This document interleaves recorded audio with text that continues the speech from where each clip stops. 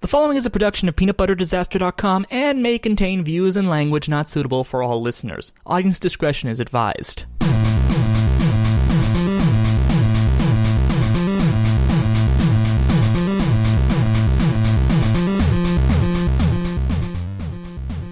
Hello everybody and welcome to Smark My Words, Peanut Butter Disaster's premier wrestling podcast. I'm KiraKennedy alongside my broadcast colleagues Mean, Magokeen, and Tex Rockwolf. And oh my god guys, this was the first pay-per-view of a new era! Yeah, that's a word for it. I'm sorry, what era are we in now? The era where we do the exact same thing as the last fucking era! Oh. Man, we've been on this era for a while now. Guys, we're in the era where the McMahons are the primary storyline. Come on, it's new, it's exciting, it's what's best for business. Mm-hmm. Yeah, they've never done that before. Well, they always do what's best for business. Obviously. Yes. So, that being said, this is of course going to be our review of Payback, and we're just jumping right in because someone has to go see a movie. You know what? I love Captain America. So, we're gonna kick things... I don't think one of us can blame you for that, Michael. Captain America is a national treasure. Well, some of us are Canadian and can't understand maybe that. someone from Canada, wouldn't understand that. What do you got, Captain Tax Time up there? Actually, we've got Captain Canuck, thank you very much. Captain Canuck and Alpha Flight, the worst X-Team. We've also got Wolverine.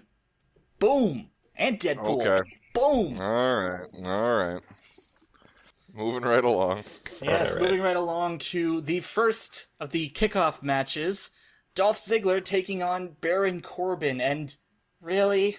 I know, Tex, I know you joked about this, so I gave you half a point, but... That's what I said to Jeremy, too. Like, man, I hope I get a half point for this, because I addressed the elephant in the room that there was no reason for Dolph to win this, so he probably would. Why? I mean, even if they're trying to tell a story about Baron Corbin's cockiness being his undoing... It's a little early in the game for that, yeah. Yeah, it's Tyler Breeze all over again. Except no Summer Rae to kill the heat. Yeah, this is unfortunate because Baron Corbin, despite his stomach looking like a face, he is a legitimately solid heel. He's a big guy, towers over most other dudes in the ring, and I believe him as a force to be reckoned with. He also has a fucking cool entrance. I know, like that was fucking badass. Yeah. And Ziggles, despite putting in a great show, they both put on a great performance. Like, there's no doubt about that. Both solid workers. Both do what they had to. But, this is a meaningless pay-per-view, as we'll get into. This isn't even part of the pay-per-view, though. This is the pre-show. So, not only... We're giving it away for free. Yeah, not only does Baron Corbin not go over, no, he doesn't go over on the pre-show. That's where you put him fucking over. That's the show where you're like, oh yeah, remember that thing where Dolph Ziggler lost to Baron Corbin? Oh yeah, it was on the pre-show. I can't wait to actually see it happen on a fucking pay-per-view. Where it matters. Yeah. Like, the only way it could have mattered less would be if it happened on Main Event. Or Superstars. Yeah, I didn't even know, I didn't see this when it aired. Because we go to our friend's house to watch pay-per-views because they're super awesome and cook for us and we're lazy millennials. But... So I didn't even know there was a pre-show, like actual matches on the pre-show for this. Funny thing so is, I get there and all of a sudden it's just, oh, you missed the Baron Corbin Dolph Ziggler fight. Okay. Yeah, that wasn't even supposed to be on the pre-show. It's supposed to be on the main card. And there's no reason for it not to be. He won the fucking Andre the Giant Memorial Battle Royal. Like, does that not mean But you anything? misunderstand. Mike, you misunderstand. The McMahons. That's true. They had to have a half-hour-long promo. We did get a pretty good McMahon storyline, that's fair. I take back all of my criticism because, hey, at least we got that solid McMahon storyline action. Right, that definitely didn't go on in any way for about 3 times longer than it needed to, and definitely wasn't an enormous time filler. I thought that was every McMahon promo. Wah, wah, wah. It's my Ted Cruz impression. So, consensus, decent match, Wrong person went over. Yes. Are we agreeing on that? Yeah. Okay. And that's going to be most of this And- pay-per-view, I should say. Yes. Yeah. Especially the next match. And this is a bittersweet one for me. Because Kalisto defeated Ryback to retain his United States Championship. You guys all know I am not a big fan of the Ryback. Yeah, because you're wrong. Yeah. What? I think the only thing more shocking is that Ric Flair is Charlotte's father. Wait. Get the fuck out. Wait. Get the fuck out of here. Literally.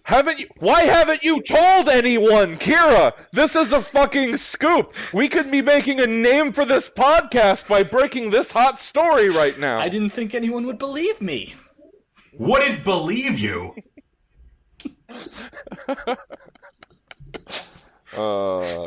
Good stuff. We had to do it twice as hard because we forgot to do it last time. Yeah. Well, hey, I kept bad. in the part of you saying, did we go a whole episode without making a joke about Ric Flair being Charlotte's father? Oh, Wait a second. what a delight. Are you telling me?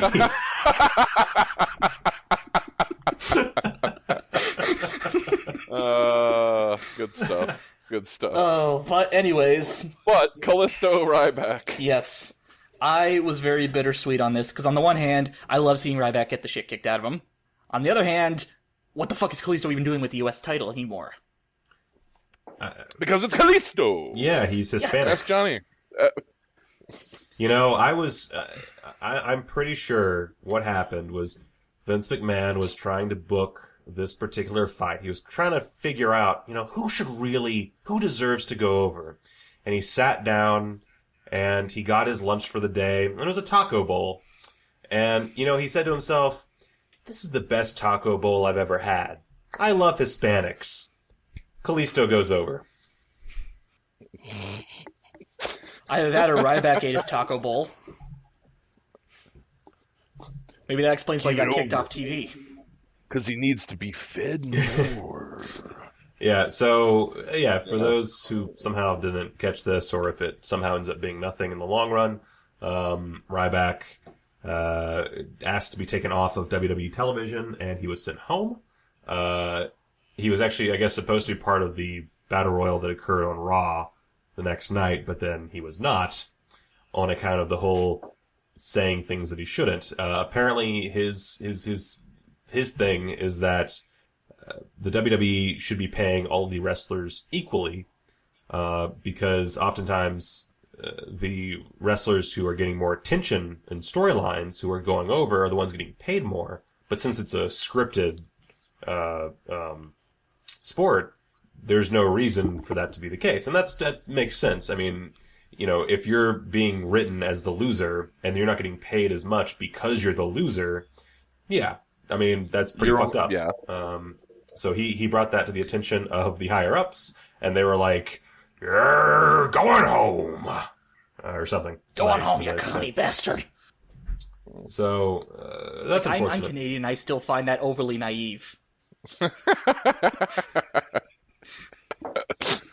Well, I mean, it's important for someone like the Ryback to stand up to Vince because he only respects impossibly muscled, stupid-looking guys. So I mean, those are the only people he really listens to.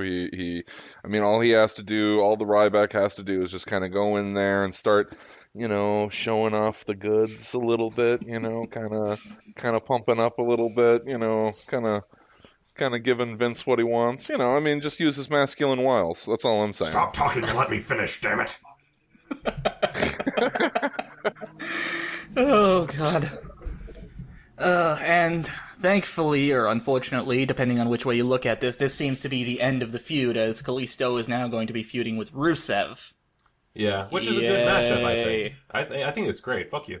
Rusev is a talented wrestler, and honestly, you got to the end of that Battle Royal on Raw, and Rusev wins over Zack Ryder, who got a great pop and got a good chance to show off his talents, which is great. But we all knew that he wasn't going to be the one to make it. And as soon as it was him and Rusev, it was like, oh, I see what they're doing here. Rusev, giant guy, perfect substitute for Ryback, has a great personality that he's developed.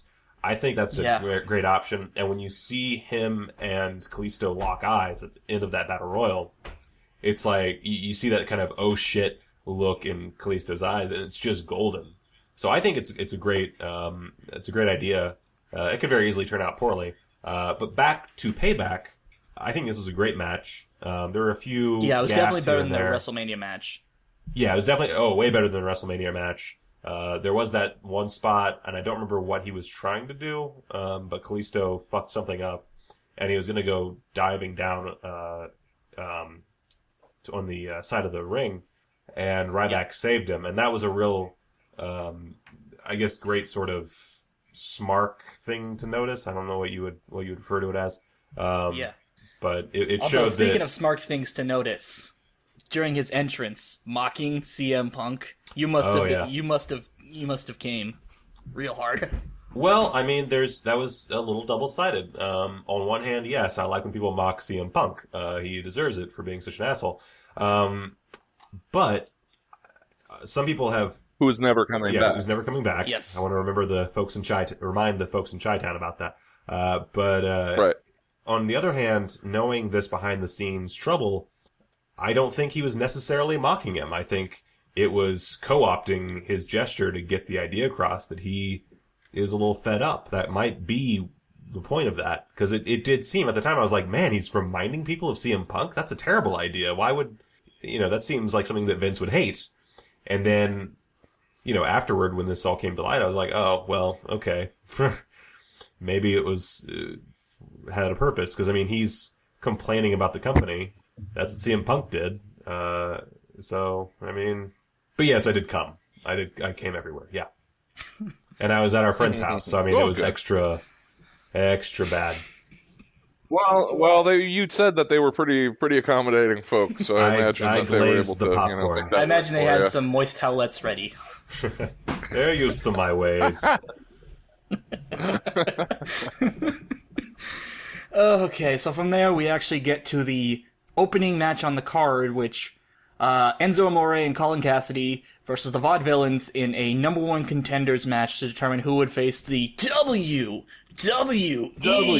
World Tag Team Champions. Love it every time. And it ended after 2 minutes. Yeah, due to an unfortunate accident. Yeah. That was some gnarly stuff. Yeah. I literally walked into the room when it first happened, and he was in mid move as I looked at the screen, and that was just a really shocking thing to walk in on. And then a further shocking thing to watch as they replayed for us 12 times. Yeah, shouldn't have done that. Because what if he died? Because the second his head hit the mat like that, the canvas like that, my thoughts immediately went to fucking Perro Aguayo. Yeah, I think a lot of people, that was their first thought. Yeah. For those of you who do not know, Perro Aguayo was a wrestler who died last year after hitting the ropes the wrong way after Rey Mysterio set him up for a 619. It was very tragic. It was terrifying to watch because the footage is actually probably still on YouTube. Yeah. So if you want to watch a real man die, kids, go look it on YouTube. Sponsored by Canada. Luckily this didn't turn out too poorly, because Enzo is alright. He suffered a concussion, which is serious, but didn't break his neck, didn't die, obviously. There's picture and video of him being fine. It's okay. All things considered. Yeah, exactly. But at the time, it was terrifying. All things considered, it's all right. At the time, it was Now that we've got all the terrifying information out of the way, I would like to point out that according to the rumors, had Enzo not gotten injured, I would have been 100% right. Dudley's would have cost Enzo and Cass the... Fuck you, Kira. Too bad. I'm giving myself a quarter of a point there. Quarter of a point? Yes. I'll allow it. I lost like a motherfucker. Of course you'll allow it. You won by a landslide. Yeah. This is just like WrestleMania. I might be wrong on my picks, but that doesn't mean that the WWE was right. Just saying. So anyway, there's nothing to say about this match beyond the fact that it was horrifying and cast quite the pallor over the rest of the pay-per-view, which is to say, all of the pay-per-view. But, you know. Well, I would say you're kind of right. It kind of gave us a little bit of an ominous feeling for the rest of the night. Dude, However, I couldn't even pay attention to the Kevin Owens Sami Zayn match. That's how worried I was. Well, I was about to say, and you can call me heartless to Enzo's plight if you like, but that fucking Owens Zayn match was pretty spectacular, and it really got me to move on from that potential tragedy pretty quickly. It was Owens on commentary during the next match that got me to move on. Well, that's what I mean. Owens was on fire. He was just fucking killing it all night long. And there he goes. Yes, for those of you who are new to this podcast, Tex here has a bit of a man boner for Kevin Owens. Listen, he grew an extra penis. We all know. Listen, we all know what a narcissist I am, so therefore I must like the wrestler who looks the most like me. So, Kevin Owens is my man. We're gonna go rowing down a river, a lazy romantic river together. He's gonna block me on Twitter. It's gonna be the best. Oh man, this Kevin Owens match versus Sami Zayn was a good transition for me. I don't remember most of the start of the match because I was still a little in shock for what happened. But as it wore on, these two maestros, playing their metaphorical violins for me really, they got me on their side. I wound up thoroughly enthralled. And then of course, going straight into the next match with, Owens on commentary. I mean, it just kept on happening. And I feel like, having someone who's a good friend of yours like Enzo is to Kevin Owens, in such a dire place, and seeing that happen and knowing you have to work while it's going on, I feel like it probably gave him a little bit extra energy, because he must have been trying really hard to keep it together, and that, I assume, helped his performance to some degree. Yeah, for sure. I don't remember a lot of the match, but I do remember, bits and pieces, wow, I'm still in shock, but this is an amazing match. This was, hands down, without a shadow of a doubt, the match of the night. I think that it's the Smark favorite. I actually have a pick for the better overall match, but we'll talk about that.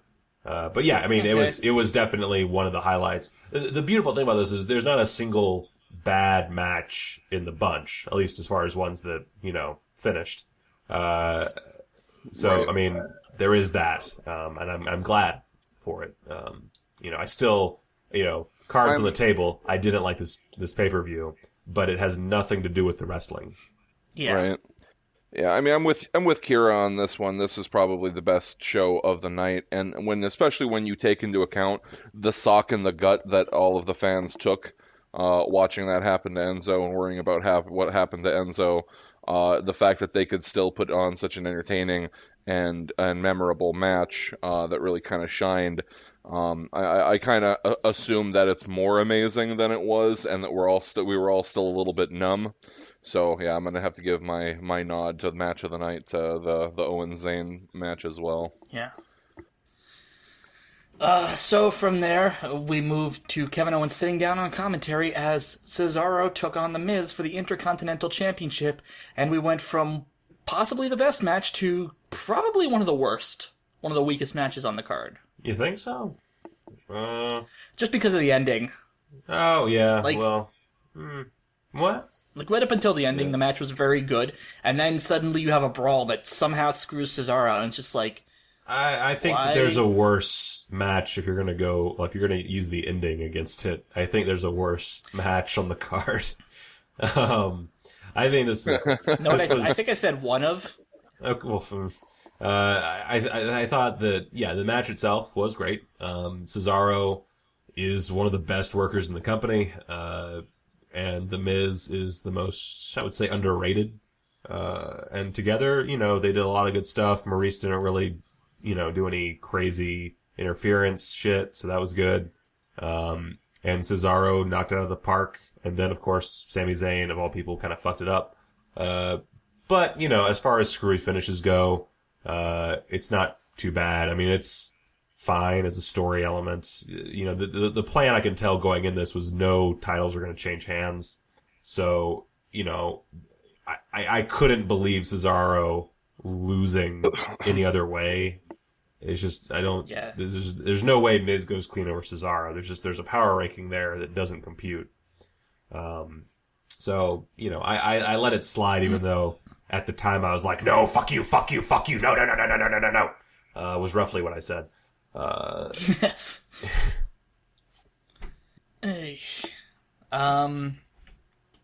From there, I guess, unless, Tex, you have any other thoughts you want to add in? I just want to say that I'm not sure yet how I feel about Maurice, but after watching Miz get shit on for the last so many months, I really do enjoy him as the cocky mid card heel that he's kind of developed into here. They're doing a better job with Maurice, I think, of making me dislike Miz, which is what they're supposed to be doing. And I guess I'm kind of thrilled for him that this is continuing on with him as the Intercontinental Champion. However, I still think that Ryder got the bone. I still think it's not right. But what were we expecting? That he was not going to go back and become a hype bro? Yeah, that's another story. Yeah, it was all right. It was all right. Tex ain't hype. Screwy. I ain't hype. So moving on. Next match, I believe that's the biggest Ambrose shocker of the night. Yeah, Dean Ambrose beating Chris Jericho. This was the only one Mike got right. Yeah, this is the one that should have been a win for one person and actually was. And I don't even know how to respond. Mike, you won this one. What are your thoughts? I was very pleased. The match went maybe a couple minutes too long. It came out at about 18 and a half minutes. Yeah, I think that, you know, it's been kind of the consensus. Maybe 13 minutes would have been better. Maybe up to 15. I think that 18 was a bit much for what happened. It felt like, you know, you had your 3-act structure and then there was like this bonus scene that just went on forever. But, I mean, it's two guys working their darndest. Jericho still got it. Ambrose, never gonna lose it, baby. You know, it was a solid match. It had me glued the entire time. It was probably my personal favorite, although I don't think it's necessarily objectively the best match of the night. But it's probably my favorite of the bunch. Yeah. Although, obviously the feud is going to continue, it unfortunately has to continue without a truly, truly great talent. I am, of course, referring to Mitch the Houseplant. Well, it's not even guys. But go on, Trev. Go on. Good news. I got a breaking piece of information, guys.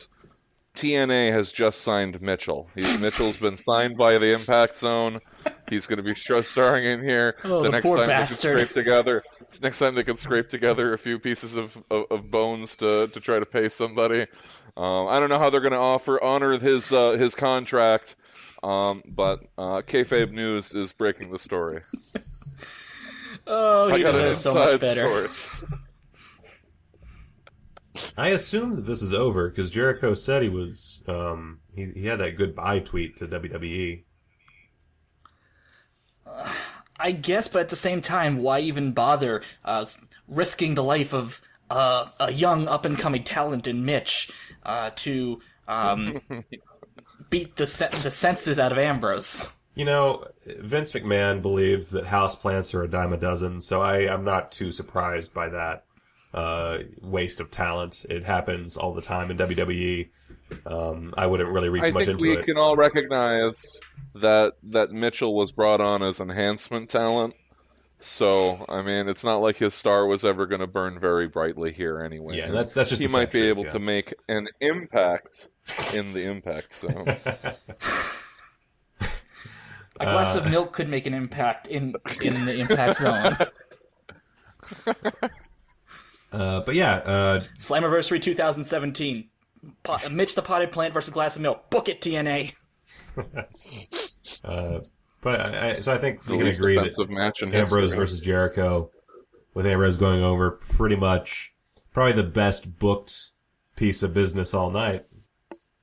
Yeah, for sure. Like, I think, like Tex and I, like, we were definitely in that camp of, every time Ambrose gets pushed, he has a monitor explode in his face, or his face gets shoved through cinder blocks, or, it's just, I don't think we were legitimately shocked. Like, I literally almost did a spit take when Ambrose got the 3 count.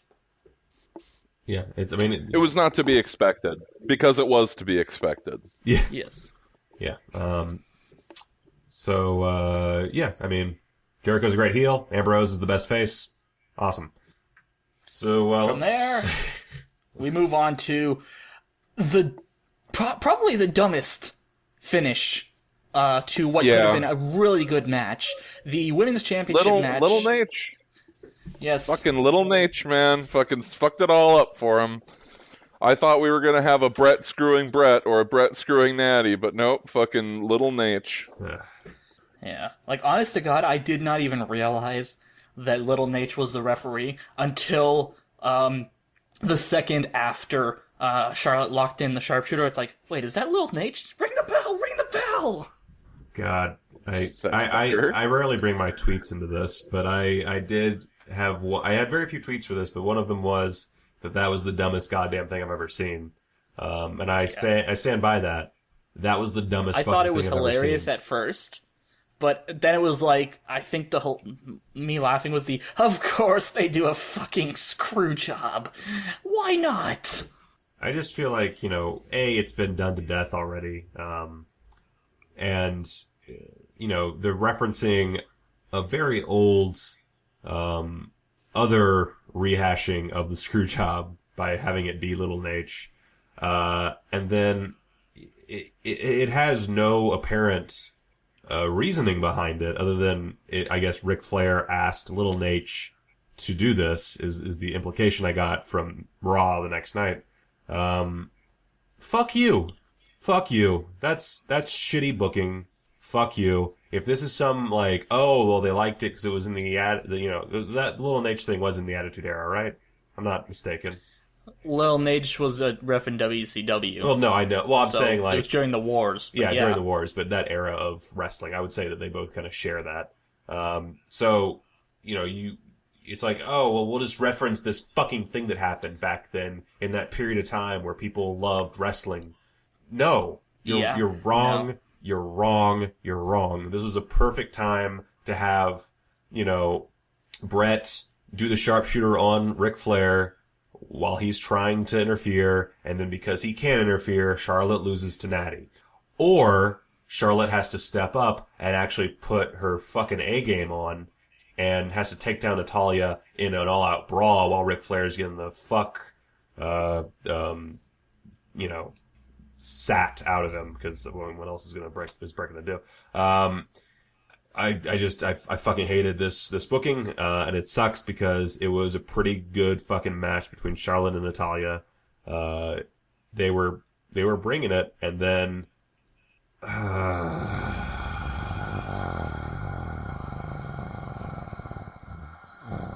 I think you didn't like it. I wasn't a fan. I don't think you liked it either. Yeah.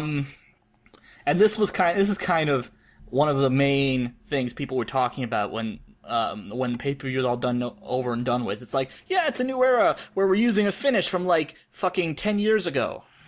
It's just, 20 years ago. But it's just, yeah. It's dumb. It's just dumb. Yes. And then we go from dumb to dumber. Because up next, the main event, Roman Reigns defeating AJ Styles in a 2 out of 3 falls match, if you want to call it that, for the World Heavyweight Championship. I say 2 out of 3 falls because the match literally had 3 fucking falls. First, AJ Styles wins by countout. Then by disqualification, so by that logic. Then Roman Reigns wins by pinfall after 1 fucking spear. I actually am going to disagree about it being dumber. The previous thing was way dumber. But be, I think that this was a fun piece of booking that, because it didn't go the way the fans wanted, and I'm included, it didn't go the way I wanted, but because it didn't go the way the fans wanted, it automatically was thrown out. I firmly believe that if AJ Styles had won on that third bit... I'm not saying he had to win. I'm just saying he shouldn't have gone down after one fucking spear. That's true. He shouldn't have gone down after one fucking spear. But I think that the problem is that we're looking at this purely from the standpoint of people who don't like Roman Reigns. Now, the spear is a powerful move. It's overused now, but it's up there with like the DDP as far as like things that used to be really powerful and now they're squandered sometimes. But if a powerful character uses it, it's still a powerful move. For Roman Reigns, it's apparently, within the kayfabe world, it's a powerful move. And these are two guys who had just gone through hell. They went through what I would consider a very good match, full of great wrestling. Yeah, it was mostly AJ carrying Roman, but Roman did what he did best, which was being carried like a champ. When he's carried, he's great. When he was in the Shield, he was amazing. Everybody loved him because he was that cool big Samoan dude in the Shield. And he was always being carried by Seth and Dean. Well, here you have this great match between him and AJ. It's a knockout brawl. It's full of awesome moments. And then the finish happens. And, Roman wins by count out. Or, I guess, okay, AJ wins by count out, but then Roman retains. And then, of course, Shane McMahon comes out and says, no! This is a new era, doing things different. And bada bing, bada boom, starts all over again, and I think that that's a fun bit of booking because it does show, what they're trying to get across with McMahon's, going head to head in the, backstage and trying to work their differences out and run this together, even though this isn't Raw, this is a pay-per-view, but whatever. And then, the finish isn't what anybody wanted, but it makes sense. No one was going to go over in this, no belt was going to change hands within this pay-per-view. Right. So knowing that this is a transitionary pay-per-view, it makes no sense for AJ to win. I mean, it would be a great surprise, don't get me wrong, but it makes no sense from the WWE standpoint to give AJ the belt at this event. Now, it might not be at all. It makes as much sense as reenacting the Montreal Screwjob. Yeah, well, yeah.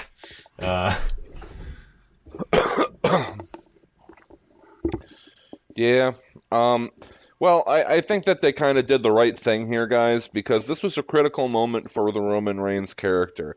They've done, really, I mean, they haven't done anything for months to let us know how strong he is. So they really needed to show it here with the spear, and then have him, Roman himself, proceed to last strongly through a tag team finisher, a couple of phenomenal forearms, and a 450 splash. So, I mean, because if they weren't going to make Roman look strong here at this pay-per-view, when were they ever going to do it? I see where you're coming from, and I totally agree that him surviving what happens is pretty fucking stupid. How are you going to... How are you gonna do that? How are you gonna have him survive through all that, and then have it and like I said, it's a 1-2 punch here in this case, and then have AJ go down to the spear. I mean, I guess that, like you said, they have to, when a powerful character does a spear or whatever, it's gonna be like Jake the Snake's DDT. But it just, I don't know, man. I just don't know. Yeah. I just realized I called the DDT a DDT. Make Roman. I wasn't gonna say anything, but I heard it. I was just gonna leave it be. I was gonna let it sit there. I fucked up. My bad. No editing. Ugh. Might be his B. But yeah, I guess this isn't anything new. Don't listen to me. I'm still complaining about them fucking bending over backwards to the point where their vertebrae are shattered trying to make Roman Reigns look strong. And I'm just bitter because Finn Balor didn't debut. Yeah, well, did AJ? I can't remember. Did AJ get beat up by the Usos at all when they came out? I think so. Okay, well, I think the reasoning might be that, they both got the shit kicked out of them by, the other's respective, dynamic duo, henchman guys. I don't know. It's a mix of things. I think that it's a perfectly good match. I think that, Roman took more abuse than he probably should have for that finish to work. Oh, guys, I just found a list of the signature and finisher back and forth between the two of them. Yep. AJ and his side landed 2 phenomenal forearms in the ring, 1 phenomenal forearm through a fucking table, 1 phenomenal forearm from the ringside barricade, 1 calf crusher, 1 450 splash, and 1 magic killer. And AJ took 2 Superman punches and a spear. Yeah, that's totally even booking. That totally. Guys, I try to be positive about the booking decisions, and you just fuck me in the ass. Just fuck me right in the ass. Oh, what happened? You were supposed to be the heel. Why are you being positive about these fucking booking decisions? I'm putting Roman Reigns over. I think I'm being about as heel as I can be. Yeah, no. Oh, you got me. Fucking guilty as charged. But yeah, so a pretty not terrible in terms of wrestling pay-per-view, but as we pointed out when we made our predictions last week, this was all sound and fury, signifying nothing. Yeah, this was one of the worst booked pay-per-views I've ever seen. I think, much like Roadblock, this was a solid Chavo Guerrero on our Macho Man scale of coolness. Really? I wouldn't give it the Chavo. Nope. Nope. That's just my personal rating, again. So, if you guys think differently. I would give it okay, this is gonna... I would give it a Scotty Too Hottie now. Ooh. A Scotty Too Hottie now. At least Chavo, you have a chance of it being the Lucha Underground Chavo, but... I'll be kind. I'll give it a Scotty Too Hottie at the time. Okay. See, because he was too cool. He was too cool. No, he was too hottie. Don't you understand? Come on. Oh, I'm sorry. That's the opposite end of cool. God, physics. You dumb shit. I gotta. All right. Anything else before we sign off, boys? How about that completely lackluster McMahon agreement? Oh yeah. Let's do it again. Or let's redo that at Extreme Rules, as if nobody knew that we were going to do that. I guess. Yeah. So yeah, I guess there's not really anything to talk about because it's so meh. Yep. It's pretty meh. Yes. Sorry for this short episode, guys, but I gotta go watch the Captain America Civil War. I'm really excited because I'm from the Confederacy, and we're really into the Civil War. We never let you forget about it. So I'm pretty excited about this flick. I'm expecting some really great historical accuracy. Man, you must be conflicted by this because you love America and Captain America by extension, but you love the Confederacy. What is a Michael to do? I'm a conflicted character. Okay, so with all that out of the way, if you guys would like to follow us on Twitter, we are on Facebook at facebook.com/SmarkMyWordsPodcast, or you can just, /PBDSmark, or you can just type in Smark My Words Podcast in the little search bar. We're also on Twitter at PBDSmark, and I myself am on Twitter at KiraKennedyHNR, Tumblr at KiraKennedyHNR.tumblr.com, and of course, there's always my Facebook page, facebook.com/KiraKennedyReviews. I'm Michael Keane. I'm on Twitter at Michael Keane. I'm on Instagram at MBKeane. I have a new series on peanutbutterdisaster.com called Michael's Movie Show. You can probably guess what it's about. Television. Cats. And I also have a podcast that's coming out, or I have my old podcast that's rebooting next week, Season Pass, the original podcast all about TV shows that lasted one season or less, so check that shit out. And you can reach me or find out what I'm talking about wrestling or post-apocalyptic MMOs over at @TRockwolf at twitter.com. And of course, as Mike mentioned, we all have content over at peanutbutterdisaster.com. Tex is the host of the Rockwood Files. You know, like the Rockwolf Files. That's right. That's how it is, right? Nope. Awkward. It's the Rockwolf Files, you know, like the Rockford Files. You have to excuse him, Tex. He's very young. Yep. I'm Canadian. I don't know any better. He's young. He's young and Canadian. I forgive you. I forgive you, bud. And then, of course, I have many shows that if I were to try to mention them all, this show would be way too fucking long. Yes, he's a workaholic, but he makes a lot of stuff. So check it out. So until next week, for me, Mago Keen, and Tex Rockwolf, I'm Kira Kennedy, and thank you for listening. Fuck you, Kira.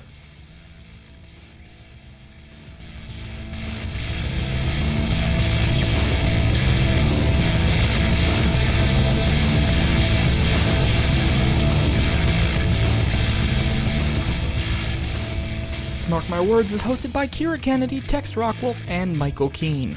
Our opening theme is Temper by L Tigre Ultimo, who you can find out more about at facebook.com/L_Tigre_Ultimo, as well as soundcloud.com/L Tigre Ultimo, all one word. Our ending theme is Summon the Rock by Kevin McLeod, who you can find out more about at Incompetech.com. The following has been a production of peanutbutterdisaster.com. Peanut butter disaster.